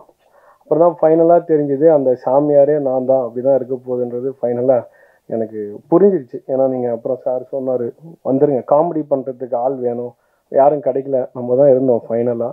அதில் என்ன ஒன்றுனா, இப்போ தான் பார்க்குறேன், நான் வனிதா மேடம் பக்கத்தில் உட்காந்து பார்த்துட்டு இருக்கும் போது அந்த ஹீரோயின் கூட அவ்வளோ எக்ஸ்போஸ் பண்ணல. நான் தான் பயங்கரமாக எல்லாம் காட்டி எல்லாருக்கும் சந்தோஷத்தை கொடுத்துருக்குறேன். அந்த பெருமை என்னை சேரும். Then coming back to Dilraja, director A Venkatesh sir படங்கள்லாம் நான் பார்த்தது உண்டு. நான் விஜய் சாரோட பெரிய ஃபேன். இப்போ விஜய் சத்யா ஃபேனு, ஆனால் விஜய் சார் ஃபேன் நான். ஸோ வந்து சார் டைரக்ஷனில் நான் என்னைக்காவது ஒரு நாள் மியூசிக் பண்ணுற மாட்டேனா அப்படின்லாம் தவம் இருந்திருக்கேன். இந்த படம் எனக்கு கரெக்டாக வாய்ப்பு அமைஞ்சிச்சு மியூசிக் பண்ணேன். அவரோட எவ்வளோ படங்கள் பண்ண டைரக்டர், எவ்வளோ சீனியர் டைரக்டர். இதில் என்னென்னா எங்கள் அம்மாவும் அவரோட டைரக்ஷனில் ஒரு படம் பண்ணியிருக்காங்க. அதுவும் விஜய் சார் படம்னு இருக்கும்போது எனக்கு அது இன்னும் ரொம்ப ஒரு ஆர்வம். அவரோட மியூசிக்கில் எப்படி, அவரோட டைரக்ஷனில் எப்படியாவது நம்ம ஒரு பாட்டு பண்ணிட மாட்டோமோ நினைக்கும் போது ஒரு ஃபுல் பெரிய படம் கிடச்சிது. அது ப்ரொடியூசருக்கும் விஜய் சத்யா சாருக்கு I thank this moment. Thank you bro. Then coming back to hero, இவர் என்னோட நல்ல ஃப்ரெண்ட். ஃபஸ்ட்டு எல்லாருக்கூடையும் நல்லா பழகுவார். இப்போ நீங்கள் பார்க்குறீங்களா இந்த தோற்றம் வந்து எப்படி இருக்கணும்னா, ஒரு எக்ஸ்பென்சிவ் காரில் வந்துட்டு நிறைய ஃபோன்ஸ் வச்சுட்டு ஜாலியாக, இந்த மாதிரி ஜாலியாக இருந்தால் என்ன, பணம் போட ஆள் இருக்குன்னு வச்சுக்கோங்களேன், ஜாலியாக சுற்றலாம். அந்த மாதிரிலாம் இல்லை. தான் உடலை வந்து நல்லா வற்புறுத்தி ஒரு 6 பேக்கு 24 பேக்கு எவ்வளோ பேக் தெரியாது இப்போ இருக்குது, இவ்வளோ பேக்கை ரெடி பண்ணி மக்களுக்கு என்டர்டெய்னராக இருக்கணும். ஹீரோவாக நான் கேட்டேன், என்ன bro you want to become, இந்த கேஜிஎஃப்லலாம் வருமே அந்த மாதிரி ஒன்று ஆகணுமா? இல்லை bro, I want to become a nice entertainer to the ஆடியன்ஸ்னாரு. அது இந்த நேரத்தில் உங்கள் எல்லாரையும் வந்து தாழ்மையாக கேட்டுக்கிறேன். அவருக்கு உங்கள் சப்போர்ட்டை கொடுத்து அந்த லிஸ்ட்டில் அவர் அமிச்சிங்கன்னா அவர் இன்னும் உங்களுக்கு இன்னும் பெட்டர்மெண்ட்டு கொடுக்கறதுக்கு கண்டிப்பாக இஸ் த ரைட் பர்சன். நான் இந்த மேடையை எடுத்துக்கிறேன் சொல்கிறதுக்கு. அவருக்குள்ளே நிறைய வழிகள் இருக்குங்க. இப்படி ஸ்டைலாக உட்காந்துருக்கிறது ஓகே, பட் அதெல்லாம் நான் கேட்டேன். இந்த படம் பண்ணுறதுக்கு எனக்கும் ஒரு ரீசன் இருக்கும். சரி, ஒரு பைப்லைனில் ஒரு பெரிய படங்கள் பண்ணிகிட்டு இருக்கும்போது அப்படியே போயிடணும்னு சொல்லி நிறைய பேர் அட்வைஸ் பண்ணுவாங்க. ஆனால் ஒரு நல்ல படத்தில் நம்ம இருக்கோம், அது பெரிய படம் சின்ன படம்னு இல்லை, நல்ல படத்தில் இருக்கும் போது அது ஆட்டோமேட்டிக்காக அவங்க யார் அப்படின்னு சொல்லி தெரியும். அதுவும் எனக்கு இவ்வளோ வருஷத்துக்கு அப்புறம் இந்த மேடையில் ஒரு கிட்டத்தட்ட 2010 நினைக்கிறேன் அம்மா வந்து ஒரு படத்தில் லான்ச் பண்ணாங்க, அதாவது ஹீரோவாக. அதுக்கப்புறம் நினச்சிட்டேன், இனிமேல் இந்த ஃப்ரேம் முன்னாடி வரவே கூடாது. அப்பா எவ்வளோ ஒரு ஸ்ட்ரெஸ்ஸு, எவ்வளோ ஒரு ஸ்ட்ரெயின். நம்ம பேக்லேயே இருந்து ஜாலியாக ஏசியில் ஜாலியாக மியூசிக் பண்ணிட்டு இருக்கலாம். கே ராஜன் சார் டைரக்ட் பண்ணி நான் அந்த படத்துக்கு மியூசிக் பண்ணியிருக்கேன்னா அப்போ பார்த்துவேன் எவ்வளோ கம்ஃபர்ட்டாக நான் இருந்திருப்பேன்னு. அவரோட பாடல் வரிகளில் கூட நான் மியூசிக் கம்போஸ் பண்ணியிருக்கேன். அவர் எப்பேற்பட்ட ஆள் உங்கள் எல்லாருக்கும் தெரியும்ல. ஏன்னா அது வந்து மை கப் ஆஃப் டீ. நான் வந்து ஸ்டுடியோவில் ஒருத்தரை கன்வின்ஸ் பண்ணி பாட்டை பண்ணி அது வெளியே வரும்போது I have that confidence. But camera முன்னாடி இத்தனை பேர் அங்கே ஷூட்டிங்கில் இருப்பாங்க, நம்ம அதை வந்து உள்வாங்கி அதை வந்து ஒரு என்ன சொல்கிறது, ஒரு கடவுளாக பார்த்து பண்ணுறாங்கன்னும் போது எல்லாருக்கும் ஒரு ஹேட்ஸ் ஆஃப். அதில் வந்து ஒரு மாற்றமே கிடையாது. இவ்வளோ பெரிய படங்கள் 27th வரும்போது நான் கூட கொஞ்சம், எனக்கு எல்லாருக்கும் இருக்கிற பயம் எனக்கும் இருக்கும். ஏன்னா என் ஃப்ரெண்ட்ஸுக்கெல்லாம் நான் வேறு சோஷியல் மீடியா அவ்வளோ இல்லை. வாட்ஸ்அப் ஸ்டேட்டஸில் வைக்கும்போது என்ன 27th இவ்வளோ படங்கள் வருதா, அது மத்தியில் எப்படி இது அப்படின்னு சொல்லும் போது கண்டிப்பாக அவரோட கான்ஃபிடென்ஸ் ஒன்று இருக்குது. நல்ல படம்னு அவர் நம்புகிறாரு. அந்த நம்பிக்கையை நீங்கள்லாம் நிஜமாக்குவீங்க நான் நம்புகிறேன். ஏன்னா நான் ரீரெக்கார்டிங் பண்ணும்போது நான் பார்த்தேன், படத்தில் ஒரு அவர்ஷனோ ஏன்டா இந்த படத்துக்கு போகிறோம் அப்படின்னு இருக்காது. ஓகே, ஒரு நல்ல படம் பார்த்தோம், ஆஹா ஓஹோ பிளாக் பஸ்டர் பந்து பார் இந்த பாடத்தை அப்படிலாம் எதுவுமே சொல்கிறதுக்கு இல்லை. காமன் மேன் டிஃபிகல்ட்டிஸ் என்ன, ஒரு ஃபேமிலி மேனில் இருக்கிற டிஃபிகல்ட்டிஸ் என்ன தான் படம். ஸோ அந்த மாதிரி படங்கள் கண்டிப்பாக மக்கள் மத்தியில் போகும்ன்றது எனக்கு மிகப்பெரிய நம்பிக்கை இருக்குது. பெரிய படங்கள் பண்ணுறதோட நடுவில் இந்த மாதிரி ஒரு குட்டி படம் போய் வெற்றி ஆகும்போது இல்லை, ப்ரொமோஷனே தேவைப்படல, மவுத் டாக்கே. நேற்று என் ஃப்ரெண்ட்ஸ்லாம் ஒரு படம் இதை பார்த்தியா, அந்த படம் மென்ஷன் பண்ணல நான், ஏன்னா அங்கே இந்த படத்தோட ப்ரொமோஷன் ஆகிடும். அதை போய் பார்த்தியா, அந்த படத்தை பார்த்தியா, எல்லாரும் சொல்கிறாங்க, மவுத் டாக்காக இருக்குது. அப்போ போய் நம்ம பார்க்கும் போது நிஜமாக நல்லா இருக்குது. முகங்கள் விடுங்க, ஆனால் அந்த ஹார்ட் ஒர்க். ஸோ அந்த கண்டிப்பாக இந்த படம் ஒரு நல்ல இடத்துக்கு போகுன்றதை நம்புகிறேன். அந்த நம்பிக்கையை உங்களோட எல்லாரையும் ஷேர் பண்ணிக்கிறேன். யாருக்காவது இந்த பாட்டு பிடிக்காமல் இருந்தால் மன்னிச்சுக்கோங்க, வேறு வழி இல்லை. வேறு சாமிஜி யாரும் அந்த டைமில் கிடைக்கல, அந்த டைமில் அந்த கரெக்டாக அமைஞ்சுது, என்னை யூஸ் பண்ணிக்கிட்டாங்க, நானும் அதுக்கு போயிட்டேன். So thank you so much. இதுக்கப்புறம் திருப்பி சாமி ரோல்ஸ்லாம் பண்ண மாட்டேன், அவ்வளோதான். இந்த விஜய் சத்யா ப்ரோக்காக இந்த இது பண்ணேன். Bro, you have way to go and you will 100% succeed in this industry because I know the pains. You got this for you to understand what I'm talking to him, because so far I know you didn't understand anything. So please give your support to him. And next movie, I think you're the heroine. I don't know whether I am the music director or not. I'll take your number when I'm going down. That's why I made you to sit there. You did not sit next to me. You wanted to sit next to our hero Vijay Satya. That is his power. புரிஞ்சிச்சா? இன்னொரு வாட்டி சொல்லவா? சரி, அடுத்த படத்தில் நம்ம இருக்கமோ இல்லையோ நம்ம அந்த சைடு உட்காருமா, நம்ம பேசலாம்னு நினச்சேன். அது நேரம் என்னை மொக்க பண்ணிட்டு நீங்கள் வேணால் ஈவென்ட் பண்ணி இங்கே வந்து உட்காந்துச்சு. ஐ டிரான்ஸ்லேட் லேட்டர். அது என்னன்னா, கரெக்டான ஹீரோயின், கரெக்டாக அவங்களுக்கு என்ன பண்ணணும்னு தெரியுது. அதனால் அடுத்த படம் அவங்க கண்டிப்பாக இந்த மேடையிலே எடுத்துக்கிறேன். She'll shine 100%. மாற்றம் கிடையாது. ஸோ ப்ரோ, அடுத்த படத்தை பற்றி நிறைய எனக்கு சொல்லுங்கள். ஏன்னா இவர் ப்ரொடக்ஷனில் எப்போவுமே சாப்பாடுக்கு எந்த குறையும் இருக்காது. அதே டைமில் யாருக்காவது எந்த பேமெண்ட்டாக இருந்தாலும் உடனே வந்துடும் இவர் இருந்தார்னா. அந்த விஷயத்தையும் சொல்லிடுறேன். ஏன்னா யாரும் கஷ்டத்தில் படம் பண்ணக்கூடாதுன்னு நினைக்கிற ஒரு ஆள். ஸோ அந்த மாதிரி ஆட்களை வளர்த்திங்கன்னா இன்னும் நிறைய பேர் அவர் கதை வந்து சொல்லுங்கள். நல்ல கதைகள் கேட்டுட்ருக்காப்புல, நல்ல படம் பண்ணுறான். அடுத்த டைரக்டர் யாருங்க? அடுத்த படம் சாருக்கு புக் ஆனட்டார். இங்கே எங்கேயோ இருக்கீங்களா? சார் சொல்லுவார். ஓகே, அவருக்கும் இந்த நேரத்தில் நான் வாழ்த்துக்களை சொல்லிக்கிறேன். சார், இவர் எல்லாமே பண்ணக்கூடிய வாய்ப்பு இவருக்கு கொடுங்க சார். ஏன்னா எதை வேணால் பண்ணக்கூடிய விஷயங்கள் அவருக்கு இருக்குது. He'll go take it to the next level. என்ன போட்டியாக இருந்தாலும் போடுறதுக்கு ரெடி. ஏன்னா இவர் மேலே இவருக்கு நம்பிக்கை இருக்குது. நானும் இவரை நம்புகிறேன், நீங்களும் நம்புவீங்கன்றது நினைக்கிறேன். Thank you so much for this opportunity sir. நம்ம 27th அப்புறம் நிறைய பேச வேண்டியது இருக்குது. உங்கள் எல்லாரையும் சந்திக்கிறேன். Thank you sir. Thank you so much sir. Sorry Thirumal அண்ணன், நீங்கள் இப்போ ஓப்பனிங்னால நான் மறந்துட்டேன் நிறைய பேர். நீங்கள் கொஞ்சம் பேசினாலும் அதில் உண்மை இருக்கும். அது கொஞ்சம் நிறையா தான் பேசுனீங்க, பட் இருந்தாலும் அதில் தெளிவு இருக்குன்னு. ராஜன் சார், ரொம்ப நேரம் எடுத்துக்காதீங்க, பசிக்குது சார். நீங்கள் உங்களோட ஆசீர்வாதம் உங்களோட ஃபேனாக கேட்குறேன். ஆனால் பசிக்குது சார். ஒன்று. மூணாவது விஷயம், ரொம்ப கலையாக இல்லை, நாங்கள் மட்டும்தான் அப்படின்னு நினச்சிட்டு இருந்தோம். ஹாலில் நானே, சத்யா ப்ரோ இவங்கெல்லாம் உட்காந்துருந்தோம். அப்புறம் அவங்க எப்பவுமே இப்படி அமைதியாக இருக்காங்க. இவங்கெல்லாம் உட்காந்துருக்கும் போது ஹிந்திக்கார சார் ரிப்போர்ட்லாம் போட்டு உட்காந்துருந்த போது இப்படியே சைலண்ட்டாக இருந்துச்சு. அவ்வளோதானா? அப்படியே யாருமே இல்லையே, ஹீரோயின்ஸும் யாரும் இல்லை. ஏன்னா ஃபஸ்ட்டு ஆடியோ லான்ச் நடக்கும்போது ஷெரீன்லாம் இருந்தாங்க, நல்லா பேசினேன். யாரும் இல்லையே, உட்காந்து நம்மளுக்கு என்ன செட்டுக்கு வர முடியாதுல்ல, இப்படிலாம் பார்த்து பேசினா தான் உண்டு. பார்த்தே இருக்கும்போது டக்குன்னு ஒரு அலை சவுண்டு, பயங்கரமாக ஏதோ வண்டி கிராஷ் ஆன மாதிரி பிரச்சனைலாம் ஓடுற சவுண்டு. அப்போ தெரியும் வனிதா மேடம் என்ட்ரி ஆகிட்டாங்க. அதனால் ஸோ தேங்க்ஸ். இந்த மேடைக்கு வந்து I take this opportunity and to say this movie is going to be a good entertainer. And sir, thanks for choosing me sir. என்னோட கனவு வந்து ஒரு கனவு நினைவாயிடுச்சு சார். சார், நீங்கள் இப்போ உங்களை விட்டு வர பயமாக இருக்குது சார். நீங்கள் கொண்டாடனால எவ்வளோ நினைப்பே எனக்கு தெரியும் சார். இவ்வளோ அழகாக தமிழில் தான் பேசணுன்ற எங்களோட சார் ராஜன் சார் என்ன பாட்டு எழுதியிருந்தார் தெரியுமா? ஊத்து மச்சான் ஊத்து, நீ ஓவராக தான் ஊத்து, ஏத்து மச்சான் ஏத்து, நீ ஏடா கூடமா ஏத்து அப்படின்னு சொல்லி ஒரு தத்துவ பாடலை. ஏன்னா இப்படியும் எழுதுவாருன்னு சொல்லிட்டு சும்மா வந்துட்டு இல்லை, நீங்கள் நல்லா இருக்க வேண்டும், 4 பேர் மதிக்க வேண்டாம். யார் இதெல்லாம் கேட்கறதுக்கு ரெடியாக இருக்கு சார்? நானே தூங்கிடுவேன். எனக்கும் சொன்னார், அப்படியா உனக்கு என்ன மாதிரி வேணும், அவுத்துடு ஏத்துடு இது மாதிரி வேணுமா? இல்லை சார், இந்த மாதிரி யூத்தாக கேட்கணுன்னு நான் மிரண்டுட்டேன். ஊத்து மச்சான் ஊத்து, நீ ஓவராத்தான் ஊத்துனாரு. நான் மிரண்டேன் சார். அந்த பாட்டு கண்டிப்பாக ஒரு நாள் வெளியே வந்து பெரிய தத்துவ பாடலாக வரணும்னு எல்லாம் வல்ல இறைவனை வேண்டிக்கிறேன். நன்றி sir. Thank you sir. Super sir. ரொம்ப தன்னடக்கமாக பேசிட்டீங்க பல விஷயங்கள். பட் இவங்க இந்த படத்துக்காக இசையமைச்ச தில்ராஜா படத்துடைய பாட்டு 1 கோடி வியூஸை தாண்டி யூடியூப்ல வந்து போயிட்டு இருக்கு.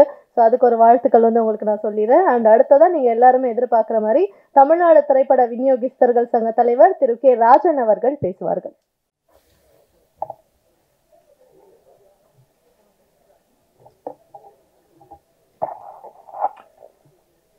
அன்பிற்கும் மரியாதைக்கும் உரிய தில் ராஜா படத்தை வாழ்த்த வந்திருக்கிற நல்ல உள்ளம் கொண்ட ஆருயிர் சகோதரர்களே, மேடையிலே அமர்ந்து படத்தை பற்றி விவரங்களை கூறி இந்த படம் வெற்றி பெறும், சத்யா வெற்றி பெறுவார் என உளம் நிறைந்து வாழ்த்திய என் அன்பு சகோதரர்களே, அப்பாவோட சண்டை போட்டு ஃபேமஸான வனிதா விஜயகுமார் அவர்களே, நீதான் சொன்ன. அதான் அது தெரியும், எல்லாரும் தெரியும். ஓகே, அதுக்கு தான் நீ சண்டையே போடுறது. நவீன கால பிரேமானந்தா, அருமை தம்பி அம்பரீஷ் அவர்களே, அவனுக்கு ஏதாவது சம்பளம் கொடுத்திருந்தா அதை வாங்கிடு. அவன் அனுபவிச்ச மாதிரி இந்த படத்துல யாருமே அனுபவிக்கல.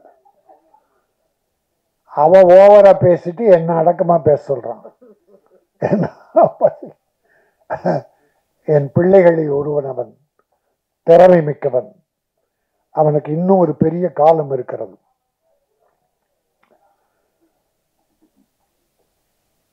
ஹீரோயினி 2 பேரை பத்தி பேசினாங்க.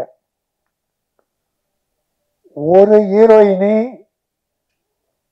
நாம எல்லாரும் சேர்த்து சுருட்டி கட்டி பாம்பேக்கு தூக்கி எறிஞ்சிட்டோம். அதை கொண்டாந்து எதுக்கு இந்த படத்துல போட்டீங்க? ஏற்கனவே பூட்ட கேஸ் அது.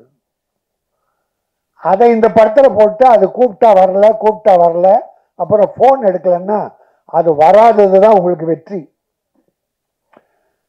இன்னும் அது சுமந்தாவோ சமந்தாவோ, யார் அது?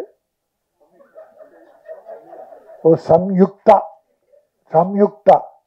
2 பேரையும் தமிழ் படத்துல யாரும் போடக்கூடாது. நடித்த படத்துக்கே வரலன்னா இன்னொரு படத்தில் நடிக்க கூப்பிடலாமா? மானமுள்ள தமிழன் படம் எடுத்தால், மரியாதை மிக்க தமிழன் படம் எடுத்தால் இந்த 2 பேரை போடவே கூடாது. நான் பார்த்துக்கிறேன். என் சங்கத்தை நான் இப்படி பயன்படுத்த விரும்பல, எல்லாரையும் வளர்த்து விடதான் நான் பாடுறேன். ஆனால் என் ப்ரொடியூசரை, என் விநியோகஸ்தர்களை கெடுக்க நினைப்பவர்கள், வேதனைப்படுத்துபவர்கள் யாரும் வளரக்கூடாது. இதோ ஒரு வடநாட்டு பெண், இந்தி பெண், அடுத்த படத்தில் நடிக்க போகிறார். ஆனால் அவர் அன்பு அழைப்பு ஏற்று, என்ன அம்மன்? கனிகாமன், கனிகா மான், மானை போல மிக அழகிய மகள். You are beautiful. அந்த பொண்ணுக்கு முதல்ல நான் தான் வணக்கம் நன்றி என்ற 2 வார்த்தை சொல்லியிருக்கேன். 2மே தமிழனின் உயிர் வார்த்தைகள். வர்றவங்களுக்கு மரியாதை செலுத்தி வணக்கம், செய்த உதவிகளுக்கு நன்றி சொல்லி கடைசியில் நன்றி. இந்த 2 வார்த்தை நான் முதல்ல சொன்னது தான் காரணம். நீ வரும்போது வணக்கத்தோடு தமிழகம் வா. ப்ரொடியூசர்களுக்கு நம்பிக்கையோடு நடந்து கொள். அவர்களால் உயர், அவர்களுக்கு நன்றியோடு இரு. இதற்காக வணக்கம் நன்றி அந்த மானுக்கு சொல்லி கொடுத்தேன்.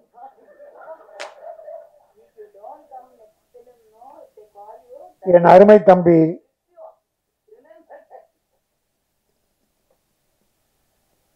திருமலை எடுத்த உடனே வேதனை குரலை கொட்டி தீர்த்தான். ப்ரொடியூசர் இவ்வளவு கஷ்டப்படுறான், காலம்லாம் கட்டிக்கிட்டு இருக்குமே, எவன் கேட்கிறான்? ப்ரொடியூசர் கேட்கிறானா? யாரையோ குறை சொல்றான், ப்ரொடியூசர் கேட்கிறானா? ஒரு படம் புதுமுகமா போட்டு படம் எடுத்து டைரக்டருடைய திறமையால் அந்த படம் அதை ரிலீஸ் பண்றதுக்கு 1 வருஷம் 2 வருஷம் காத்திருந்து இருந்த 1-2 நகைகளை வித்து வீடை வித்து எப்படியோ ப்ரொடியூசர் ரிலீஸ் பண்ணிட்டா அந்த படம் டைரக்டர் திறமையால வெற்றி பெற்று. ஆனால் போற ப்ரொடியூசர் போற ஹீரோ கிட்ட போறான். அவன் இதுக்கு முன்னால ப்ரொடியூசருக்கு என்ன வேதனை கொடுத்தான், என்ன துரோகம் பண்ணா, அதை என் ப்ரொடியூசர் தெரிய பார்க்கறது இல்லை. ஹீரோக்களுடைய ஹிஸ்டரியை தெரிஞ்சுங்க. ப்ரொடியூசரை வாழ வச்சிருக்கானா அழிச்சிருக்கானா என்பதை தெரிந்து கொண்டு அவனை வளர விடுங்கள். நன்றி மறந்தவர்கள் நிறைய பேர், எல்லாரையும் சொல்லல, எல்லா நடிகர்களையும் சொல்லல, நன்றி உள்ளவர்கள் இருக்கிறார்கள். தன்னை வளர்த்து விட்ட ப்ரொடியூசர் உன்னை ஹீரோவை போடும்போது கார்ல வந்திருப்பான் கோயம்புத்தூர்ல இருந்து, படம் எடுத்து ரிலீஸ் பண்ணிட்டு சென்னையில இருந்து பஸ்ல போவான், காரு பங்களா எல்லாம் வித்துட்டு. நீ கார்ல போற, ஒரு நன்றி வேண்டாமா? கை நீட்டி சம்பளம் பெற்றோமே, அந்த தயாரிப்பாளர் பஸ்லயே நடந்து போறாரு. முடிந்த உதவிகளை இல்லை இன்னொரு தேதி கொடுத்து அவரை தூக்கி விடுவோம் என்று யாராவது நினைக்கிறார்களா? அப்படி நினைத்தால் அவர்கள் நான் வணங்கும் தெய்வம். உதவி செய்ய வேண்டும், அதுதான் மனித தன்மை. இந்த படத்தில் 2 பாடல்கள் 3 பாடு 2 பாட்டு கேட்டால் ரொம்ப நல்லா இருக்கும், ரொம்ப நல்லா. அவன் திறமை எனக்கு தெரியும், அம்பரீஷுடைய திறமை எனக்கு தெரியும். இன்னும் நேரம் இன்னும் வரும். ட்ரெய்லர், பியூட்டிஃபுல் ட்ரெய்லர், அற்புதமா இருந்தது. வெங்கடேஷ் ஒரு கமர்ஷியல் டைரக்டர், அவர் 32 நாள்ல இந்த படத்தை முடிச்சிருக்காரு. வாழ்த்துக்கள் வெங்கடேஷ். ப்ரொடியூசர், சின்ன ப்ரொடியூசருக்கெல்லாம் இப்படிப்பட்ட இயக்குனர் வேண்டும். தயாரிப்பாளரின் மன வேதனை புரிந்தவன் இயக்குனர் ஆனால் ப்ரொடியூசரும் வளருவான், இயக்குனர் வளரும். இவங்க 2 பேரும் கஷ்டத்தை உணர்ந்த நடிகனும் வளருவான். ஆகவே இந்த படம் எனக்கு மிகப்பெரிய திருப்தி, மிகப்பெரிய மகிழ்ச்சி. இது வெற்றி பெறும். இது தில்லு ராஜா இல்ல, வெல்லும் ராஜா. இந்த படம் வெல்லும், வெற்றி பெறும். அது மட்டுமல்ல, நம்முடைய சத்யா ஒரு ஆண் அழகன், ஒரு தமிழ் மகன், ஊட்டியிலே பிறந்த குழுகுழு வாசத்திலே பிறந்த ஒரு அருமையான மனம் படைத்தவன். உடற்கட்டுகளை அற்புதமாக வைத்து ஒழுக்க நெறியோடு வாழ்ந்து கொண்டிருக்கிற ஒரு நல்ல மனம். அவருடைய ஃபேமிலி, அப்பா ராணுவ அதிகாரி. இந்த தேசத்துக்காக தன்னை தியாகம் செய்து கொள்கிற அந்த அர்ப்பணிப்பு தன்மை உள்ள ஒரு அற்புதமான அப்பாவுக்கு பிறந்தவன். நல்ல குடும்பம், அற்புதமான குடும்பம். ஒரு கவர்மெண்ட் ஆபீஸ்னா லஞ்சம் வாங்கியிருப்பான்னு, மிலிட்டரியில யார் லஞ்சம் வாங்க முடியும்? ஆக லஞ்ச ஊழலற்ற கரைபடியாத கரங்களுக்கு சொந்தக்காரரான அவருடைய இராணுவ அதிகாரி, ஒரு தந்தை பெற்றவன். இவனும் தியாக உள்ளத்தோடு இந்த படம் வெற்றி பெறும். நீ வளருவாய், உன் பின்னால் பல தயாரிப்பாளர் வருவார்கள். தயாரிப்பாளருக்கு மரியாதை கொடுத்து நடந்து கொள். எல்லாரும் எம்ஜிஆர் போல வரணும், எம்ஜிஆர் போல வரணுங்கிறான். எடுத்த உடனே எம்ஜிஆர் போல சீஃப் மினிஸ்டர் ஆயிடணுன்றான். எம்ஜிஆர் எடுத்த உடனே சீஃப் மினிஸ்டர் ஆனாரா? அவர் வாழ்க்கை வரலாறு எந்த நடிக்கினாலும் தெரியுமா? அவர் பட்ட கஷ்டம் தெரியுமா? சாப்பாட்டுக்கு வழி இல்லாம சத்யா அம்மா, இதை இவனுடைய பெயரை கொண்ட அவங்க அம்மா சத்யா, அந்த அம்மா 2 பிள்ளைகளை வைத்து கொண்டு சாப்பாட்டுக்கு வழி இல்லாம அழுதுகிட்டு இருக்கும்போது பக்கத்து வீட்டில் இருக்கிற ஒரு அம்மா நொய்யை கஞ்சிக்கும் நொய் கொண்டு வந்து கொடுத்து அந்த நொய்யை கஞ்சியா காய்ச்சி 2 குழந்தைகளுக்கு கொடுத்தாங்க. அப்படியெல்லாம் பிள்ளைகளை வளர்த்ததால் தான் எம்ஜிஆர் ஏழைகள் மீது இரக்கம் கொண்டார். நாம் பட்ட பட்னி யாரும் படக்கூடாது என்றார். அவர் எடுத்த உடனே சீஃப் மினிஸ்டர் விரும்பல. இப்ப பல பேர் பிள்ளைகளை நீ டாக்டரா வரணும், நீ வக்கீலா வரணும், இன்ஜினியரா வரணும், டேய் மனுஷனா வரணும்னு முதல்ல கற்றுக் கொடுறா, டாக்டர்லாம் வரட்டும் அப்புறம். அதை போல நடிகனே நீ சீஃப் மினிஸ்டரா வரணும்னு நினைக்கிறது எம்ஜிஆரை பார்த்து. அவர் ஆரம்ப காலத்தை பட்ட கஷ்டத்தை யாராவது பட்டிருக்கிறீர்களா? அவர் எத்தனை ப்ரொடியூசரை கைதூக்கி விட்டார் தெரியுமா உங்களுக்கு? எத்தனை ஏழைகளை, எத்தனை தாய்மார்களை அள்ளி கொடுத்தார் தெரியுமா? அது தெரிஞ்சுக்காம உடனே வாங்க அரசியலுக்கு வாங்க, நான் இல்லைன்னு சொல்ல. அதில் நான் குறை சொல்லலை, அதை யாரையும் குறை சொல்ல, அந்த உரிமை எல்லாருக்கும் உண்டு. ஆனால் எம்ஜிஆர் பேர் சொல்லிட்டு வராத, நீயாவா? ஏன்னா எம்ஜிஆர்னா அதுல ஒரு 25% நல்லது பண்ணியிருக்கணும், ஏழைகளை காப்பாத்திருக்கணும். அவ்வளோ சேர்த்தார, அவ்வளோ அள்ளி கொடுத்தார. மிஞ்சி இருந்ததை யாருகிட்ட கொடுத்தார்? அந்த ராமாவரம் தோட்டம் காது கேளாரோர் வாய் பேசாதோருக்கு, அந்த ஜானகி அம்மாள் காலேஜ், எல்லாரும் ஏழை கொடுத்தாரு. ஒரு காசு எடுத்துட்டு போல. அதனால அந்த உள்ளத்தில் கொஞ்சம், நான் ஏன் இதை சொல்லுகிறேன் என்றால், சத்யா நீ எதிர்காலம் உனக்கு நன்றாக இருக்கிறது. எம்ஜிஆரை பார்த்தீங்கன்னா அப்படி இருந்தா கூட அந்த சிரிப்பு சிந்திக்கிட்டே இருக்கும், சிரிப்பு சிந்திக்கிட்டே இருக்கும். சும்மா அப்படி சிரிச்சுக்கிட்டே இருக்கார். அவர் எந்த ஃபோட்டோ பாருங்க, நான் நேரில் பார்த்துருக்கேன் அவர்கிட்ட. சிரிக்க மாட்டார், ஆனால் சிரிச்சுக்கிட்டே இருப்பார். அதில் எனக்கு ஒரு 25% எனக்கு தெரியுது. சத்யாவுடைய சாடை கொஞ்சம் இருந்தால் போதும், அதை வளர்த்துக்கோ. ஒரு 2 நீனு சிரிச்சாவே கோவம் வருது. ஒன்றுமில்லை, உனக்கு வாழ்க்கை இருக்கிறது, வெற்றி இருக்கிறது. வெற்றி வந்தால் எம்ஜிஆரை போல வா, இல்லைன்னா வராத போ. ஏழைகளுக்கு உதவி செய். நீ 50 லட்சம் வாங்கினா 20 லட்சம் ஏழைக்கு செலவு. ஆனா அந்த 20 லட்சம் திரும்பி உனக்கு வரும். அந்த ஏழை கொடுப்பான், உன் படம் பார்ப்பான். இவன் எந்த ஹீரோவுக்கு தெரியல. அது கொண்டு போய் அடுக்கி உள்ள வச்சிடறான் ரூம்ல. அதை கொஞ்சம் ஏழை கொடுத்தேன்னு வச்சுங்க, அந்த ஏழைங்க எல்லா ஏழைக்கும் சொல்லி படம் பார்க்க வைப்பாங்க. உன் வசூல் ஏறும். இன்னைக்கு 200 கோடி 300 கோடி வாங்குறவங்கலாம் எப்படி வளர்ந்தாங்க? ஆனா கொடுத்தது குறைவு, மக்களை எடுத்தது அதிகம். நான் ஒண்ணு நினைச்சேன், சத்தியமா என்ன தாய், எனக்கு தெய்வம் முதல்ல என் தாய் தான்.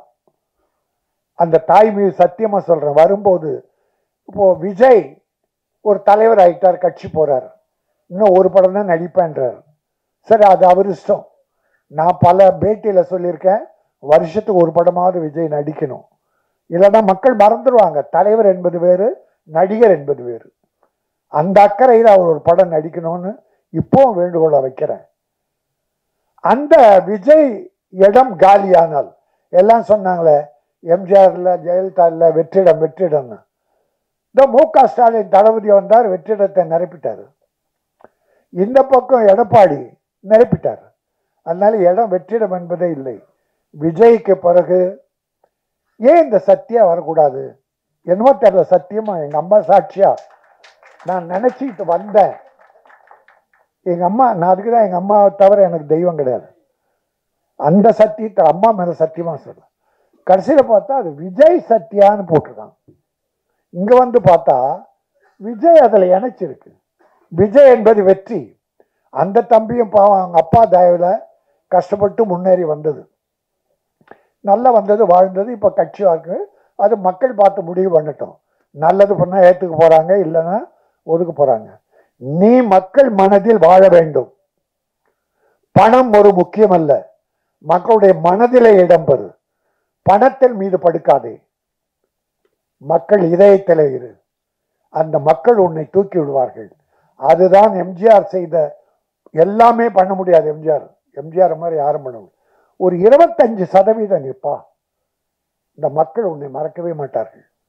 நீ பெரிய ஹீரோ, எல்லாம் இருக்கு உனக்கு, பாடி லாங்குவேஜ், அழகு, உடற்கட்டு. எம்ஜிஆர் ஒரு தடவை நான் அவர் கட்சியில சேர்ந்தேன். அப்போ என் கூட 4 பாக்ஸருங்க வந்தாங்க, வண்ணாரப்பேட்டை பாக்ஸர்ஸ். நான் ஒரு பாக்ஸரை, உயிரின்பன் அவன் பேரு. எம்ஜிஆர், ஐயா இவன் பாக்ஸர் ஐயா அப்படின்னு அப்படியே விட்டு நின்னாரு. நின்று டப்புனா அவன் தோலை தட்டினார். பிறகு கையை பிடிச்சாரு, அப்படி ஒரு அழுத்தினார். ஏன்னா பாக்ஸர்னா இந்த ஷோல்டர், கை இரும்பு மாதிரி இருக்கும், ஷோல்டர் இரும்பு மாதிரி இருக்கும். பார்த்துட்டு ஓ வெரி குட், நல்லா பண்ணு அப்படின்னார். எம்ஜிஆர் சொன்ன உடனே அது சோதனை. அது போல இவன் இந்த உடற்கட்டுகள் எல்லாம் இப்படிப்பட்ட பிள்ளைகள்லாம் அவர் வளர்த்து விடுவார். எம்ஜிஆர் அவர் உடம்ப நல்லா வச்சுக்கணும், எல்லாருக்குமே உதவி பண்ணுவார். அதனால நான் சில வழிகளை சொல்லியிருக்கேன். ஒரு அப்துல் கலாம்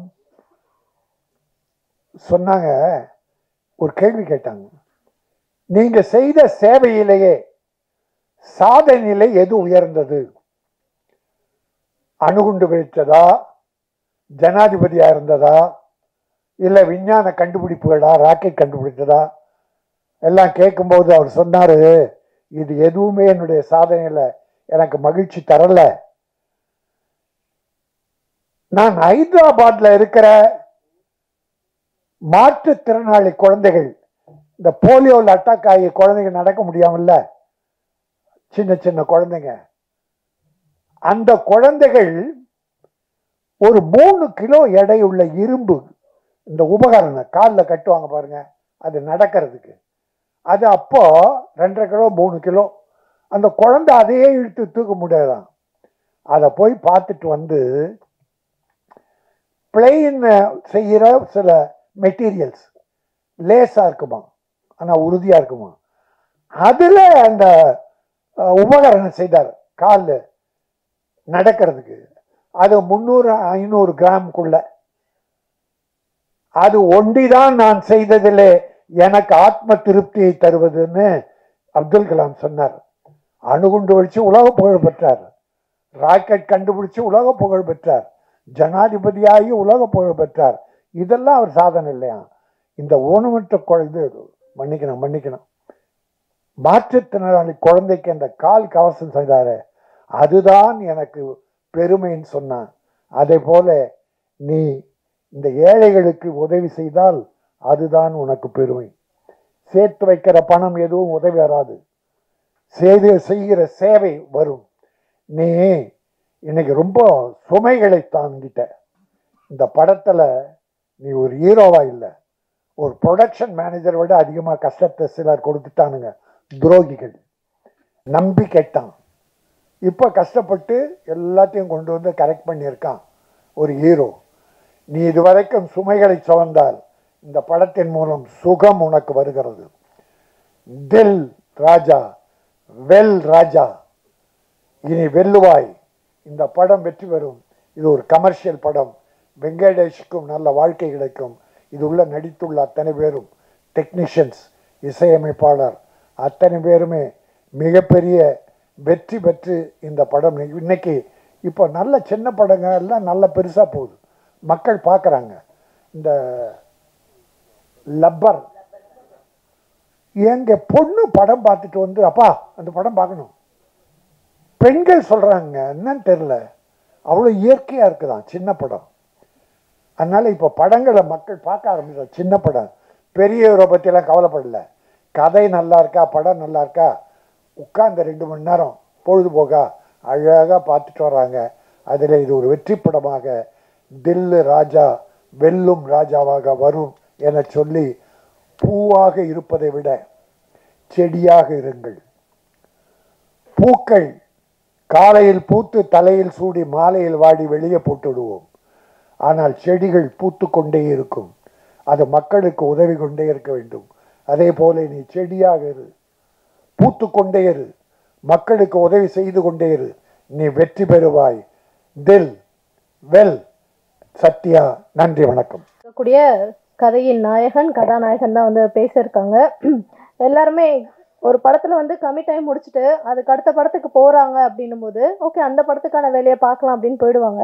2-3 படத்துல அவர் கமிட் ஆகியிருந்தாலும் அதனுடைய வேலைகள் வந்து தொடங்கிட்டாலுமே இல்லை முதல் படத்தை வந்து விட்டக்கூடாது, அதாவது தான் நடிச்ச முந்தைய படத்தை விட்டக்கூடாது, ப்ரொடியூசர்லனாலும் நான் வந்து எல்லாமே பண்றேன்ட்டு பண்ணிட்டு இருக்கும்போது அவருடைய அந்த டெடிகேஷனும் எஃபர்ட்டும் எந்த அளவுக்கு இருக்கு அப்படின்னு பார்க்கணும். ஸோ மென்மேலும் இவர் பெரிய ஹீரோவா வளர்றதுக்கான வாழ்த்துக்களை நம்ம சொல்லிட்டு தில்ராஜா படத்துடைய கதாநாயகன் திரு விஜய் சத்யா அவர்களை பேசுமாறு அழைக்கிறோம்.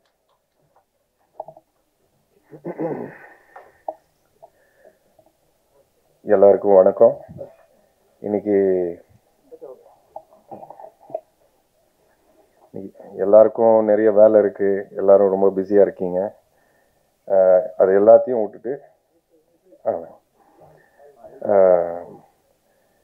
உங்க டைமை கொஞ்சம் ஒதுக்கி நான் நடித்த படம் தில்ராஜாவுக்காக இன்னைக்கு எல்லாரும் இங்க வந்ததுக்கு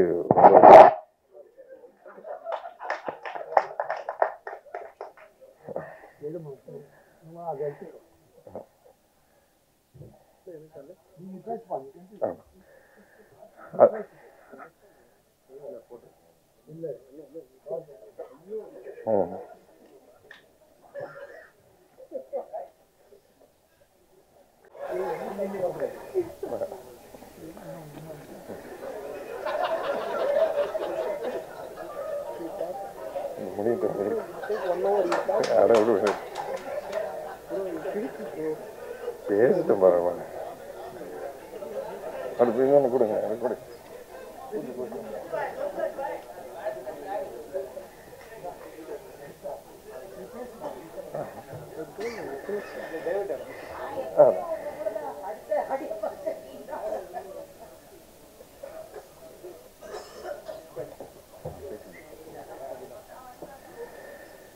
சரி, ஓகே. அண்ணனுக்கு ஒரு பெரிய நன்றி வந்து என்னை வாழ்த்ததுக்கு.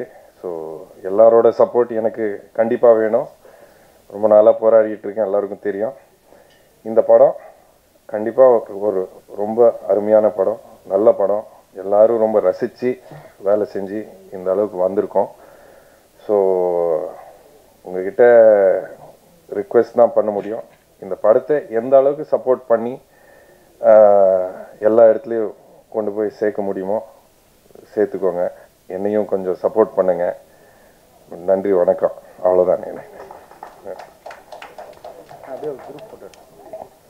Thank you so much. ஒரு குரூப் ஃபோட்டோ எடுத்துக்கலாம். மேடையில் எல்லாருமே இருக்காங்க, ஃபோட்டோ எடுத்துக்கலாம்.